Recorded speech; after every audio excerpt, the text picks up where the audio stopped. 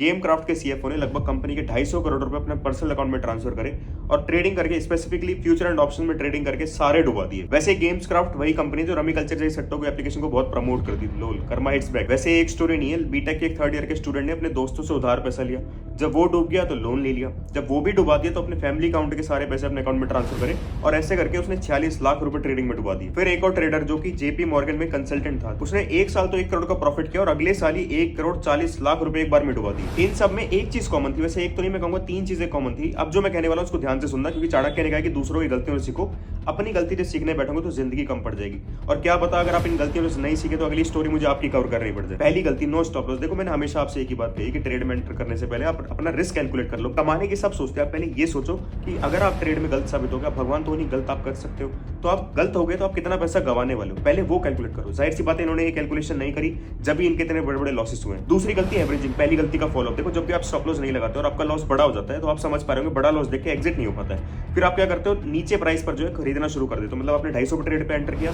अब ट्रेड चला गया 100 पे, बड़ा लॉस हो रहा है, अब आपसे एग्जिट नहीं हो रहा तो आप 100 पे और क्वांटिटी खरीद लेते हो कि एवरेज होकर जो है 175 मेरा प्राइस बन जाएगा तो शायद रिकवर हो जाए। इस रिकवरी के होप में जो आप और क्वांटिटी ऐड कर लेते हो। इन्होंने भी सेम यही किया होगा, जब भी तो उन्होंने 250 करोड़ रुपए का लॉस किया और 250 करोड़ का लॉस तब किया है जब इनकी कैपिटल ही 250 करोड़ रुपए थी। मतलब आखिरी बूंद तक इनको उम्मीद थी कि शायद मैं यहाँ से रिकवर कर जाऊंगा, और हुआ कुछ भी नहीं। तीसरी गलती रिवेंज ट्रेडिंग। आपसे हमेशा कहा गया कि 2 स्टॉप लॉस हिट हो जाए उसके बाद अपने सिस्टम को बंद कर दो, अगले दिन ट्रेडिंग करने बैठना, लेकिन आप करते नहीं हो। आप तीसरा ट्रेड ले लेते हो कि भैया ये पहले 2 ट्रेड का लॉस रिकवर कर लूं उसके बाद मैं ट्रेडिंग छोड़ दूंगा। वैसे आए दिन आप ऐसी कहानियां सुनते रहते हैं जिसमें आपने सुना होगा इस बंदे ने 50 लाख डुबा दिए, आपके आस पड़ोस में कोई ना कोई इंसान जरूर रहता होगा जो शेयर मार्केट में डूब के बैठा होगा। तो ऐसी कहानियां आप आए दिन सुनते रहते हो तो आप बहुत ज्यादा डिमोटिवेट हो जाते हैं कि भैया शेयर मार्केट में पैसा बनता भी है कि नहीं। अभी ने एक डेटा शेयर किया था जिसमें लिखा था कि 93% जो लोग हैं अपना ट्रेडिंग में पैसा डुबा रहे हैं। और दूसरी चीज उसमें लिखी थी, इन्होंने 93% जो लोग हैं उन्होंने 1,80,000 करोड़ रुपए जो है डुबा दिए सबने मिलके।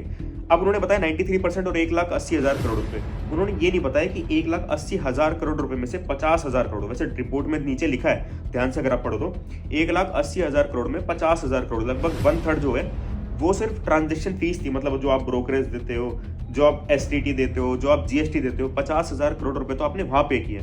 मतलब जो इस टाइम पे ब्रेक इवन कर रहा होगा या छोटा प्रॉफिट बना रहा होगा, जो अभी बड़े प्रॉफिट की तरफ नहीं पहुंचा है, वो सारे भी माइनस में आ गए क्योंकि उनके ऊपर इतने सारे जो है टैक्सेस ठोके जाते हैं और ब्रोकरेज चार्जेस लग जाते हैं। वो सारे भी तो 93 में काउंट हो गए ना। चीजों को देखने का नजरिया बदलो। अगर ये एक्चुअल कैलकुलेशन आ जाएगी ना ब्रेक इवन और छोटे प्रॉफिट वालों की, कि 93% बहुत नीचे आ जाएगी। चीजों को सीखने पे ध्यान दो। ये 3 गलतियां जो मैंने आपको बताई बहुत ही बेसिक चीज थी। इतने बड़े लेवल पे लोग बैठे हैं, इनके बेसिक्स तक क्लियर नहीं है, इतनी बेसिक गलतियां कर जा रहे हैं। ये हर दूसरे दिन एडवांस चीजें ढूंढने की खोज जो अपनी बंद कर दो, थोड़ा जिंदगी में ठहराव लाओ और ट्रेडिंग में बेसिक चीजें ही काम करती है, सीख लो इस बात।